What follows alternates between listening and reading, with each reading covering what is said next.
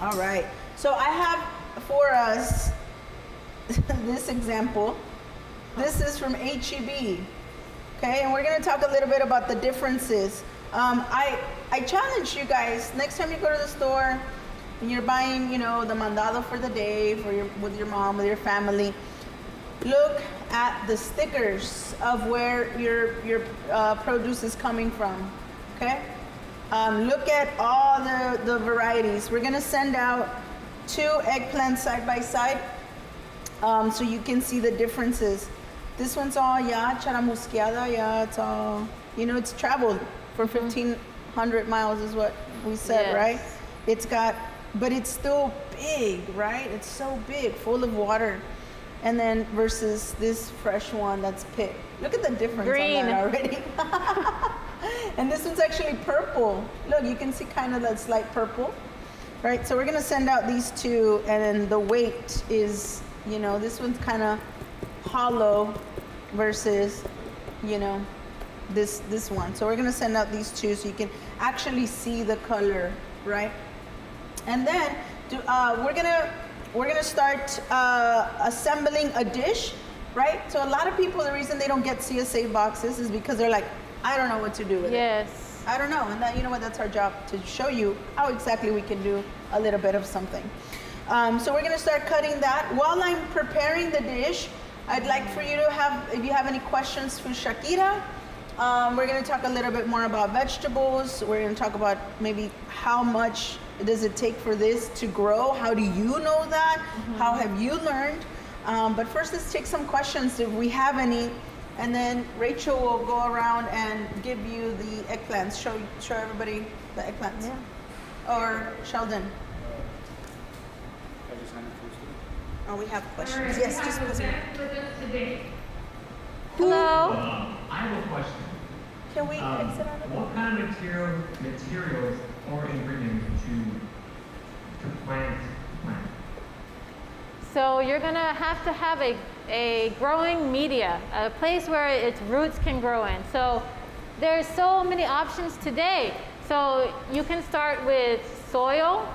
You can start with a potting mix that you can find at most of your big home improvement stores, like a potting mix. Start with a little pot, and that would have like usually peat moss and some other materials like the white perlite. That's for aeration, so there's air to the roots too.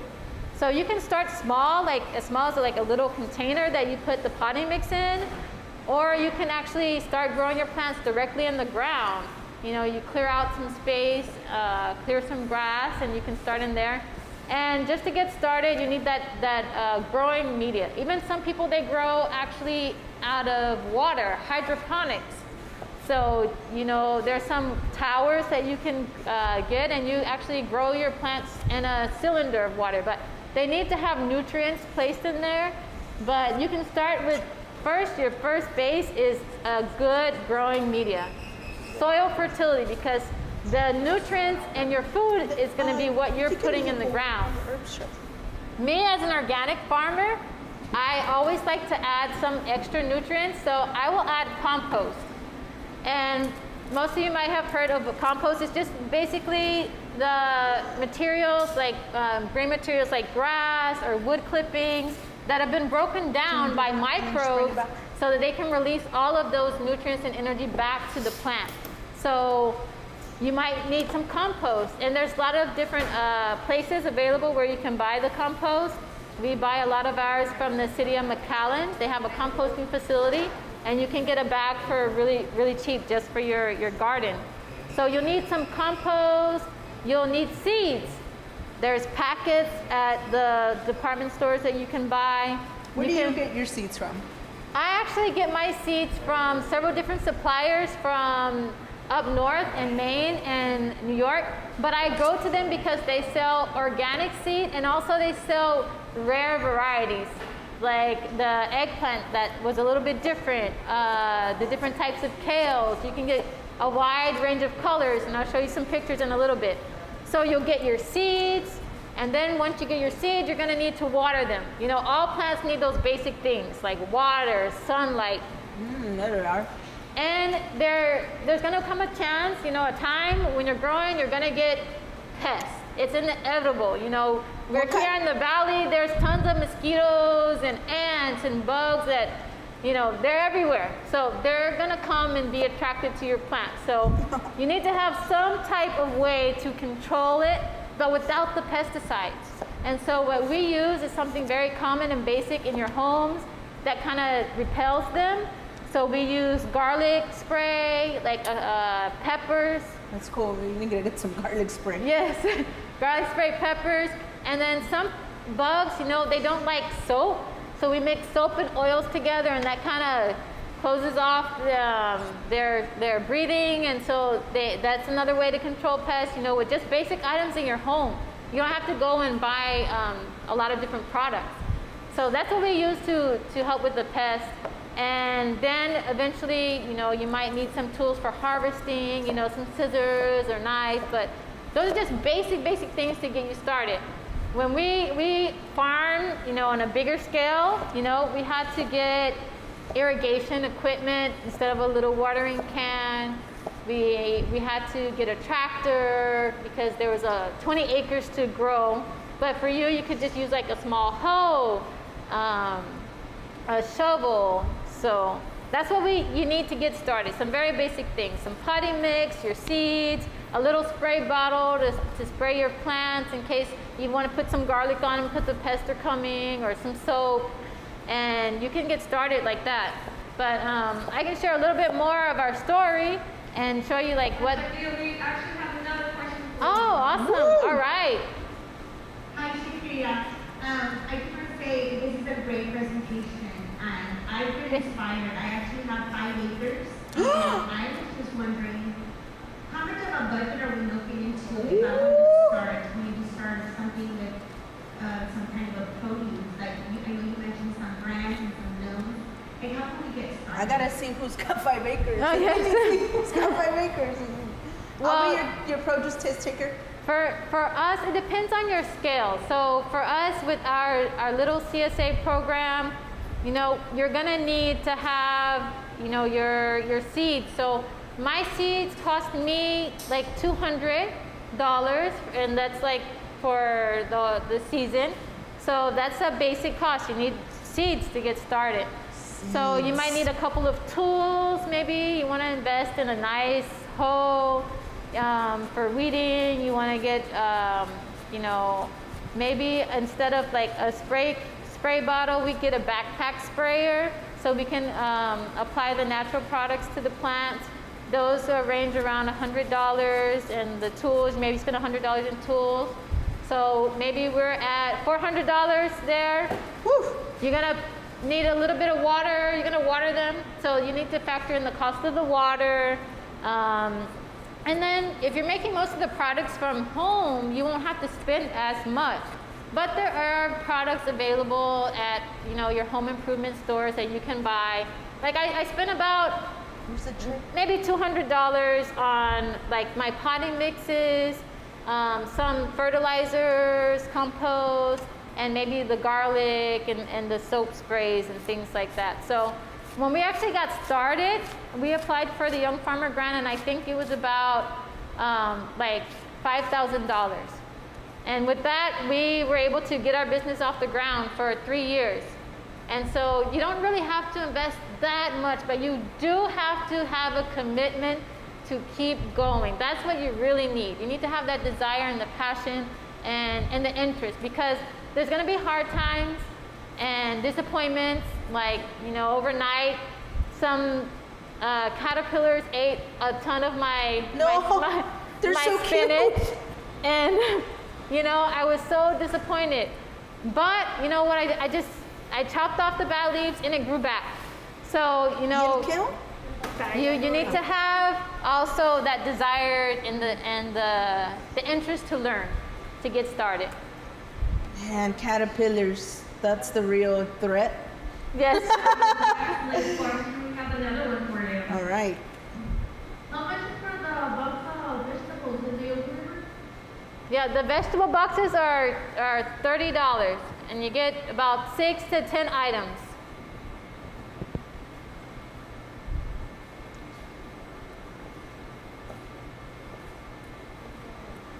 We have another question. Yes, I have another question. Is it okay that we use bone meal for farming? Yes, yeah, you can use all of those products. We use actually several different like products from animals, and you can use those. Just buy them from reputable sources that know how to treat it, so it's safe. So we buy the blood meal and the bone meal because they have different. What's bone meal? Well, it's made from the animal's bones, but it's high in all of those minerals. What's it for? So like we use it for like Compost? calcium, phosphorus, all of those minerals. And then we use the blood meal for nitrogen. So all of those things are very good. Yes, you can use those, and actually those are allowed in organic farming. Oh, nice. Yeah. All right, one more question. Which vegetable grows fastest? Oh yeah, let's The talk about how fastest many one. times, what Right the here. time frame is. Your radishes, they take 30 days or 28 days, and I've seen even 3 weeks here in the valley for radishes to grow when it's hot. 3 weeks, that's 21 days. 21 days. Wow, in 21 days you're gonna have radishes? That's incredible. But I know in our society, it's kind of, we've been accustomed to everything fast and we want it right now. But with growing, you have to be patient. So some of the vegetables that you enjoy, you don't really realize how long it takes to get there. Like carrots. Carrots. Yes, the carrots, they actually are like, You wanna pull them out? carrots are 2 months, 60 days. 2 months for one carrot? Yes, so You that's guys- why you have to be patient and really have a desire to grow, because you have to be patient and tend to it every day, checking it, watering it. So this squash is like 45 days. The longest vegetable that I know that takes almost half a year. And then you'll realize, Wait, 6 months? Like a baby? Like, yes, like which 6 one months. is it? That would be the organic celery. It takes 10 weeks not 10 weeks, excuse me. It can take 2 weeks to germinate. That is Just brutal. to sprout the seed, it's 2 weeks. And then we grow it for 10 weeks in a greenhouse. And then after that, we put it in the ground, and it takes another 3 months to grow to its full maturity. Wow, and it's very inexpensive. Well, normally in the Yes. when it's not organic, it's very inexpensive, So, right? you know, some things we take for granted when you're eating that celery with ranch or dip, and you don't really think. No, but little celery from Wingstop, when you guys get it from Yeah. Wingstop, you're like, I'm not gonna eat that. You don't Look, think. the camera guy's busted. He busted. You don't think how long it took the farmer to grow that celery for you. So that's a good question, yes. Ooh. How long does it take to grow the food, you know? Wow, that's incredible. All right, so look at this cutting board, how colorful it looks. Oh, they have one question? Give it to me. Give us the questions, please. We'll Do have. you have that question for you, Chef? Do you regret leaving your career in the nurse behind? An excellent question. What did it say? Do you regret? Wait, what was it? Not regret. Was that quick? Oh, what was it? Yes, do you regret leaving your career as a nurse to do this? Oh, no, it's worked out so well for me. I get to, you know, have my own schedule, and I can help people improve their health in a different way, like eating healthy and to prevent some of the diseases that I saw. It's just so sad to see that there's a lot of sickness, and a lot of it's related to our diet. So this has been more fulfilling for me to grow the food for people to eat healthy. So, and I enjoy spending my time outside, and I really love it. We have another question, and it says, which challenges have you encountered while farming in the South Texas weather? Because Wow. está bien crazy. Like Tim Smith is always wrong. I'm just kidding. Yeah, this climate is unique because we're blessed with a very long growing season, and so we can grow 9 months out of the year. But on the other hand, because it's so warm here, we have tons of pests. So like I mentioned before, we had a challenge where the caterpillars ate most of our harvest. And we have so many different pests. So that's been the biggest thing, just like fighting with pests here. Also, you know, with climate change, there are so many things happening that we can't really rely on, you know, the patterns that we were used to so many years before. And so I had actually this past winter lost quite a bit of my crops, and it wasn't just related to Texas weather, but just to the crazy changes in weather in general. Like, we had that freeze come in, and I still had tomatoes that were giving me products. I mean, I was harvesting tomatoes in February, which was normal. You know, you can do that in the valley. But when that freeze came, I lost all my tomatoes. I lost some broccoli and celery that it froze. So, you know, you have changes or you know, challenges that we have to go through. And, you know, one thing we did to try and fix that was, like, we had to harvest all of the tomatoes. We harvested as much as we could before the freeze set in. So some things, you know, you can try to adapt to. And we had tons of tomatoes, and I had to be creative and figure out how to, like, process them all, make puree or salsa, you know, dry them, you know, dried tomatoes.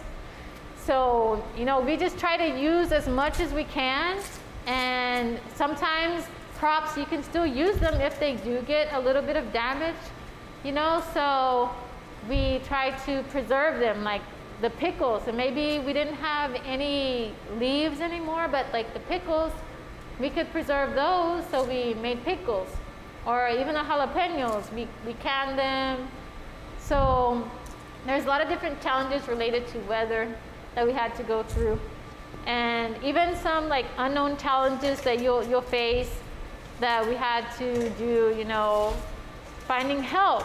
Sometimes eventually you're gonna need some help on your farm. And so there's a lot of different challenges. To go, and it sounds really cute, right? Like, oh, let's go pick some carrots, but no one wants to do that as their job. Like, it is physically, guys. I mean, the picture you saw, you were covered in mud. Yes. You had knee pads, you had boots. Like, I was ready to go. I mean, sometimes I go out there, I'm like, oh, the bugs, and I'm like, just give me my stuff, right? And so we don't understand. That's why I asked that first question of how many of you know of migrant farm workers, because it is really physically demanding to literally harvest food to put on other people's table, and we don't know that because we just do this.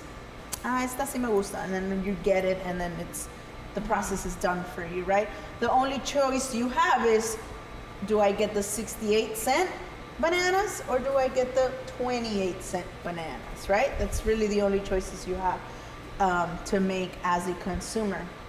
Now knowing... We do have a question. I'm sorry to cut you off on that. You cut me off. Did you ever think... It better be a good question. Wait, what was the question? Did you ever think you were going to achieve this as a farmer? No, I never imagined that. Even when we first started, we were just going to grow food for our daughter because we couldn't find it anywhere. And we just started in our backyard. Actually, we actually started some tomatoes. We had a spare bathroom, and we set up tables, and we hooked up some lights, and we made our own like little mini growing chamber for tomatoes. So from there, now we have like our own greenhouse where we're producing our tomatoes and everything. So I just couldn't imagine it. It's just amazing how this has been my journey and our path. I didn't know when I was nursing that I was gonna, you know, meet my husband who is passionate about farming, and that I was gonna eventually become the lead in the farming. But I think it all prepared me along the way. You know, helping people and tending to them is very similar to gardening. You know, caring for that plant and spending the time to take care of it, nurture it. It's been a crazy journey, but it's been fun. Awesome. So guys, really quickly, we're running out of time. I realize we haven't actually started cooking, but this is a different take on a ratatouille, where you lay down your tomato sauce, add a little bit of olive oil, and then layer the vegetables on a dish where you cover it, parchment paper, please. And you kind of let the oven do the work, okay? So in my cutting board, you see this beautiful array of color? Now, one of the biggest things as culinarians is that we love to follow recipes, right? We're like, well, the recipe says, right? Recipes are guides to ingredients. They're guides to dishes, but they're not necessarily, you know, there's always a back way to get to dishes. So one of the things that you should do if you get a CSA box is just play with your food. Have fun with it. Add everything. Even if, you know, this recipe is a ratatouille, it's traditionally Provençal French from the 18th century. There should be some bell peppers, there should be some green zucchinis, but I don't have that. What I do have is these amazing vegetables that I can still incorporate in that same style of dish. Now, ratatouille historically is a poor farmer dish. It was, all the summer vegetables were, you know, going bad, so then they just threw it together with some tomato sauce, salt and pepper, basil, oregano, herbs, and stewed the heck out of them. Okay, so this is very appropriate for our dish. There's a lot of chefs, little chef trainees out here, right? Chef students. So I did everything on a julienne. Remember that a julienne is 1 by 1/8 by 1/8 by 1/8 by 2 inches. And we're gonna assemble it really beautifully. I'm gonna try to at least. And we can continue with the questions, but I just wanted to introduce the dish. What's one of your favorite dishes with your vegetables? Do you cook your vegetables at all, or you just sell them? Yes, yeah. You know, I'm glad you brought that up. I'm gonna talk to you. When you grow the vegetables, like, you really don't realize how it broadens your own, like, palate, your diet. Because in the end, I was growing all these different things, and I didn't even know how to eat them myself. I had never eaten an eggplant before, never eaten kale. What? I didn't know, you know, how to prepare a beet. I wish I had the background in cooking to know what to do with all these vegetables that I had. But now we eat mostly like a plant-based diet. So we eat everything that we grow, all the stuff out here we've eaten. My favorite thing to do with these vegetables, kind of like Chef is making, veggie lasagna. You know, we'll blanch the kale, I'll saute the veggies and put it and make a lasagna. I like an eggplant parmesan. Ooh, I like that too. Yes, that's the kids' favorite, and they like to get in there and do all the breading and then helping out. I love these greens. You know, in my family, my background, I'm from Florida, and the big green over there in African-American culture is collard greens. But you know what? I'm sorry, but I dropped the collard greens for kale, and my family is like, Kellard what? greens. Kellard greens. Yeah, collard greens. Now it's all about the collard greens. So I love these greens. They're so fast to cook, and they have lots of protein. They have lots of iron. So I love a kale salad. So that's become one of my new favorites. It's kind of like a nice way to introduce yourself to salad if you guys don't like salad, because in kale salad, like, you can incorporate a lot of fruits and nuts, and it kind of has like this sweet, tangy flavor. So, you know, you can do a lot of different things. So I like kale salad too. Chef, you know, we have another question for you. All right, let's do it. Do you always sit organic food or just for Wait, what? Do you always get organic food? No, I try to always get organic, but honestly, I don't. But I try. When it's there, I try to get organic always. Some things you can't really buy, but the way I make my decision of where I do like the organic or not is how clean is the food. You know, there are certain foods that we know are sprayed more than others. So, and some are more susceptible. So if they have like a thin layer of skin, like a small pill, then, you know, they can absorb more of those chemicals. So I try to avoid like the strawberries or like the peaches or anything like that. The greens, the broccoli, those I do buy organic. Some things, yeah, that they have less chemicals, and you can look up that information online. You can select the clean tin, and then there's the dirtiest tin vegetables that supposedly they test every year, and they say, you know, which ones have the highest pesticides. But I do try and buy organic, or most of the time I actually grow it myself, even better. So I encourage you guys all to, you know, try it out yourself. Try growing something. Ooh, try growing something. I have a few pictures I can share with you guys while Chef is making this. It looks beautiful. I should work for like one of those charcuterie table, you know, like. Yes. Edible arrangements, organic produce edition. I'm trying to really utilize all the veggies so I can say I did it. Really, it's just for my own. That's a work of art, you know?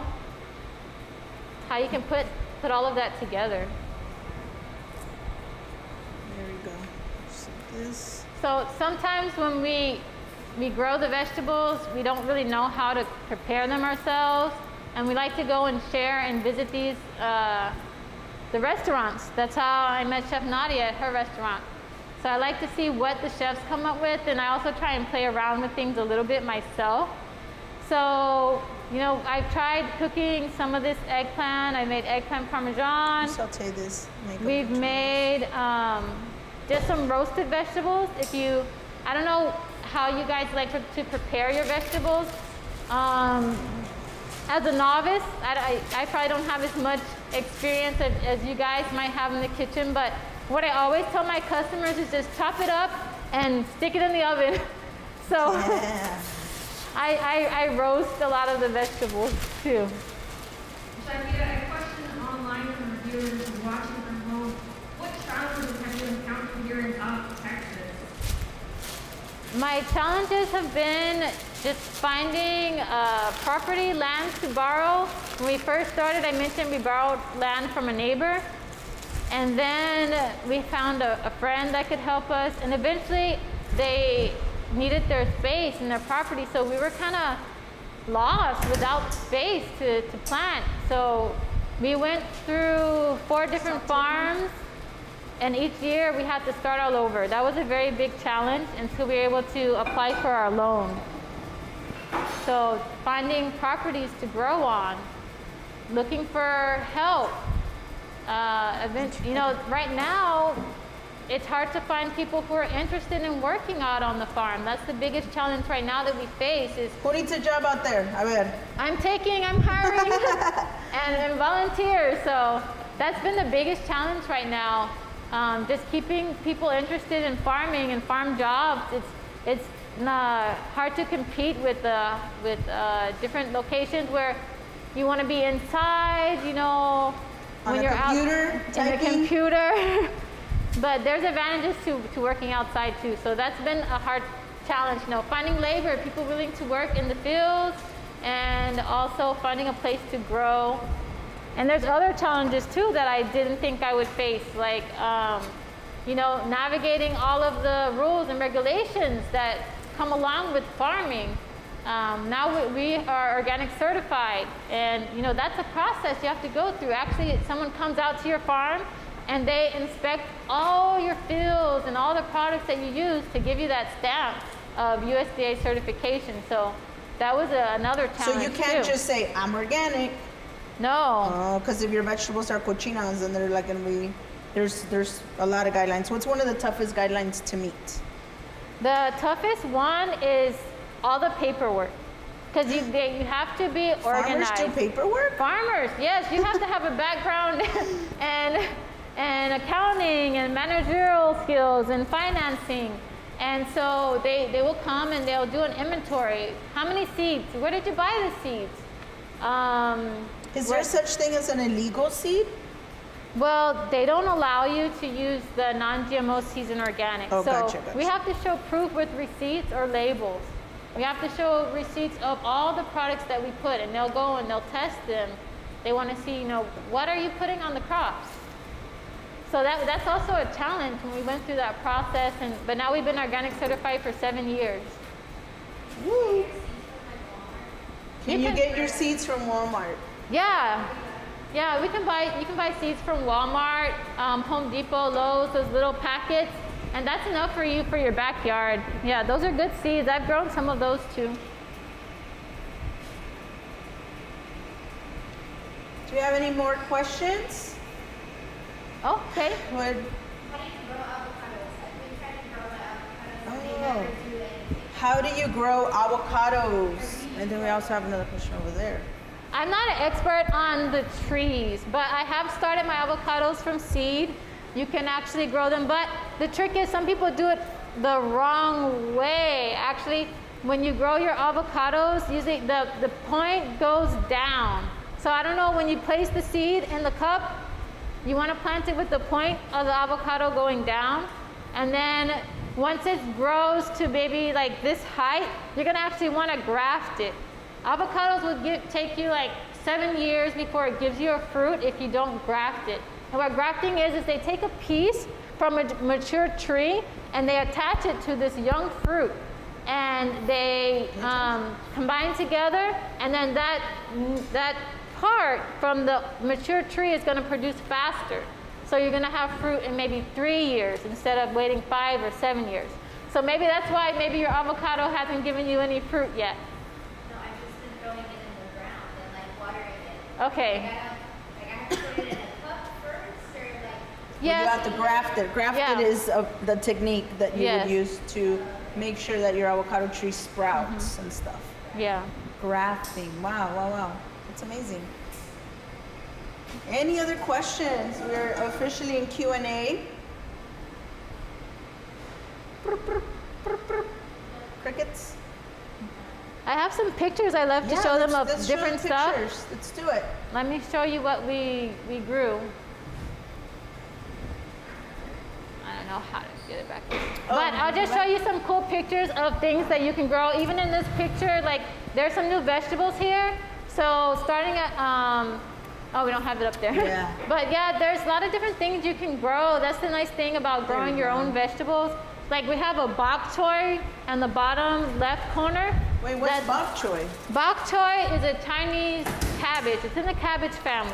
Ooh. And so you might notice sometimes in your stir fries, there's little white strips that look like celery. That might be your bok choy. And then there's this vegetable here. I'm going to jump to another slide. Maybe. Maybe. Okay, so in this picture, you see that little vegetable in the center? It's kind of green and pokey. Does anybody know what that one is?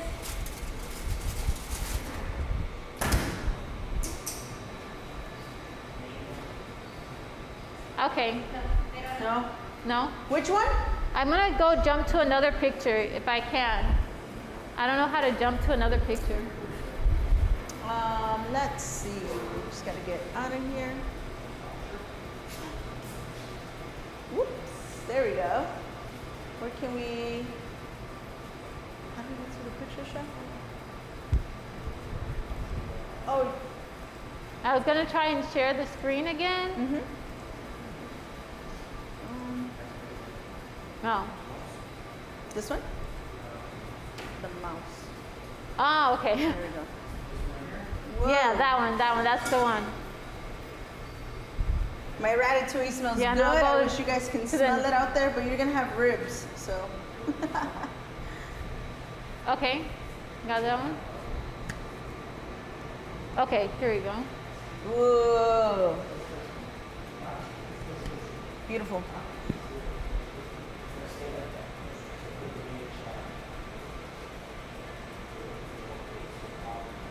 It might not come up yet. Yeah, he's just gotta set it up. It shows? Oh, split screen. Oh, okay, All right. awesome. Okay, so some new vegetables I want to introduce you guys to that you might want to go out and source from your local farmers when you guys are with your own restaurants. This is some watermelon radishes. They're called watermelon radishes because they're pink on the inside and they have a nice little green rim on the outside. So those are some that I kind of added some olive oil and some herbs and just tossed in the oven. Some tomato. And these are all things that I did myself, trying to be a chef and farmer. And there's kale, rainbow beets. Beets come in lots of different colors. There's striped there's golden beets, cauliflower. You might not have seen yellow or orange cauliflower, purples, white eggplant. Why is it purple cauliflower and why is the eggplant white? Good question. So cool. I'm going to let these students, they're pretty smart. Let's see, what do they think? How do we get a purple cauliflower? How do we get a purple cauliflower? A ver. Anybody? No, they're all shy. If you get the first rib if you answer it. I would guess put some color dye. Oh, purple dye? No, we don't dye them. You can't dye them, right? Because then that's illegal. You can't be organic if you dye them. Right. Ooh. No, like this is from natural selective breeding, a natural process from the farmers. They noticed that one cauliflower turned out a little bit pink, and then they started reproducing that one and crossing it. And over the years, they eventually were able to develop cauliflowers with different colors. So that's why we have a purple one, orange, different okra. And I wanted to point out this one. This is one of my favorite, one of the coolest ones. This is real, We love guys. this one. This is real. That's actually taken in my kitchen. Science. That is a cauliflower. It's called a Romanesco cauliflower. And some people, they won't even eat it because they say it's too beautiful to eat. It is too beautiful. It's perfectly asymmetrical. When you hold this, you're like, this is an alien. Like everything is so cool. It's very trippy. It's very like, yeah. And like, can you explain why it's so? I mean, we know salt. If you look at salt, it crystallizes in a pyramid. But why does that Romanesco do? It looks like a Bowser, like something from like Super Mario or something. Yes. I don't know how they developed this, but after a while, your flowers, because the cauliflower is actually the flower of the plant, so you get it. Those flowers, they eventually bloom. Romanesco. And so when they bloom, they kind of start to branch out. So it's not in that nice dome shape. And I think they selected the ones that when they branched out, they didn't quite open as a flower completely. So Such I think, a cool vegetable. Mm-hmm. So, and I wish I had the background, but I just chopped it up and sauteed it with some veggies. But you can do lots of cool stuff with the Romanesco. And then this is a picture of our farm right now. When we just recently, got everything in place. We moved to a new farm. We were growing, and we bought new property, 20 acres off of Rogers Road. And this is how it looked when we first got it. All of us got out there, and we cleaned up all the trash, and we've been working at it for 4 years, and finally, it's up and running. Little shed. We had to put up the shed, and we had to put in irrigation all over again on the new property. But we got help again from the grants and FSA loans. And then now, the kids are out there helping harvest. We got the cauliflower. Now we're harvesting, not in the back of our house, but in actually enclosed building. And we have a lot of help. And so now there's just a picture of some of our products that you can actually go and find in the stores. We're just starting our season now. So you'll see our brand, Terra Preta Farm, in your local stores. And I'm thankful for the opportunity to come and meet you today. I hope you recognize your local farmer. So now you can say you know where some of your vegetables come from when you go to the store. From Edinburgh. Yes, from right here in Edinburgh. So thank you for your time, and invite you to reach out, visit your farmers, go to the farmers market, buy local, join a CSA, volunteer, get involved with your local farmers. We all got to work together. We have this relationship, the chefs, connecting with the farmers, and we give her what she needs. She's like, hey, I'm interested in growing this. Can you? I'm like, what do you have? Can I come over? Yes. Yeah, I do that. I'm very needy. So we're gonna finish plating this dish really quickly. I made some kind of kale noodles, if you will, right? Again, utilizing absolutely everything. The only thing I am gonna use that's not from the farm is one small piece of garlic. Why? Because I just love garlic. But I'm gonna do a little bit of garlic on the oil here, just to season my oil. And then I'm gonna drop these kale strings, kale noodles in there as soon as my oil comes. So again, remember, utilizing your CSA box or going to a farmer's market and picking out even just one vegetable at a time, guys. Beg your mom and be like, please mom, I nomás quiero ese cauliflower que se mira así bien weird. And then just go home and play with it, right? I know a lot of our parents, you know, I know when I started culinary school, I would try to add like little pieces of time to my mom's dishes, and she would always say, ay, tú y tus inventos, you and your crazy concoctions. And look at her now, right? You have to start playing around, and what I mean playing around with your food is exploring the way you can get different textures, different flavors, how to eat it differently, right? And that necessarily doesn't mean, that's a cool sound. Look at the sound. Lightly salted. That doesn't necessarily mean following recipes all the time, right? It means trying to understand the ingredients a little bit better. Right, just a quick just a quick saute here. How does she do it? Can I have some tongs right behind you, please? Ma'am, thank you. I have my plate here. And like yesterday we had, you know, those mushroom guys. And one of the things that I always tell people is farmers and chefs, we both want to be each other like basketball players and rappers, right? We want to be each other because we understand the product so intimately. That looks so good. Right? You understand this kale from its itty bitty seedlings. Yeah, and see, these little pieces of garlic that's the real secret ingredient there. You understand the kale from its very, very, very seed beginnings, and then you watch it grow, grow, grow. And then you hand it over to me, and then I slice it, I taste it, I season it, I salt it, I cook it.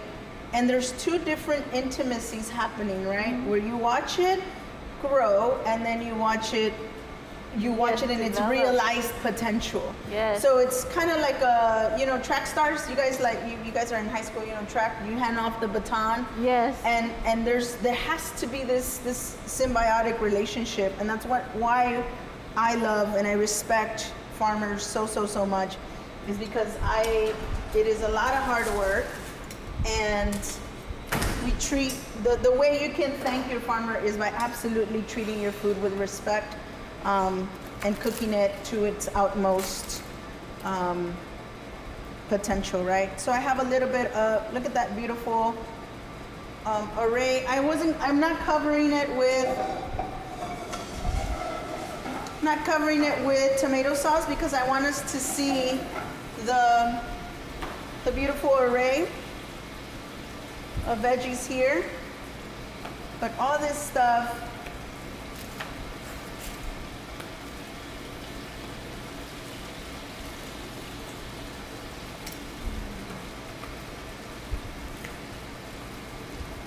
right, different kales there, nice and beautiful. Look at that on a plate, right? And that's another thing as culinarians too. We eat with our eyes. We eat with, right? We eat with our scent, with our smell. I have this beautiful white plate. I mean, this is the Terra Preta special, right? Everything from the farm. And I bet if you guys taste this, you would be like, yum, Chef Naz is the best. But also, one of the things that we teach you here at culinary, let me get a spoon real quick.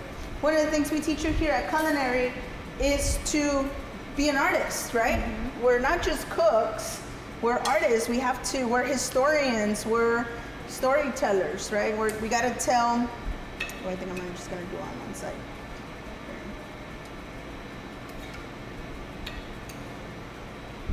Just like that. we have to tell you a story on the plate, right? And then we have to charge you lots of money for it, hopefully, right? Because we got to pay the farmer, we got to pay, you know, the cooks, the dishwashers, we got to pay, we just got to pay, right? So it is also about showcasing not only the farm, the dish, but, oops, there we go. It looks better as an overhead. Oh, that's beautiful. Well, you guys, here we made a mess, but thank you so much, Shakira, for bringing your produce, for sharing your story, sharing your journey. And I can't wait for students to try your vegetables, to see you out at farmers markets. I can't wait to have you back on campus so we can do a cooking demonstration, maybe with more farmers, right? Yeah. What to do with your veggies. But we want to thank you for being our guest and coming to our kitchens. And we want to thank you as humans for being a farmer. So thank you. You guys, if you don't have any questions, I'll have Shakira go out there if you guys want to physically see her. And enjoy your ribs. Try to get from local farms. Like I said, next time you're at HEB, look at the sticker, right? Look at the sticker, look at where it comes from. Because if it's Go Texan, it's more than likely one of the local farms in our area. And there's many, many, many. There is a Young Farmers Alliance, South Texas Young Farmers Alliance. So if you want to get know more about farming and how to get involved, I invite you to Google RGV farming, or how to get involved if you want to start thinking about growing your own stuff. So if you've got a plot of land, might as well, right? Yeah, and I'm here to help. Do you have social media? I have social media, Facebook, Terra Preta Farm, Instagram, we're Terra Preta Organic. And so we're there, and I'd love to have you guys come over, give you a tour, and give you some hands-on assistance, hands-on technical assistance. Awesome. Thank you all so much. We will see you in a few hours for the next speaker. Thank you. Thank you.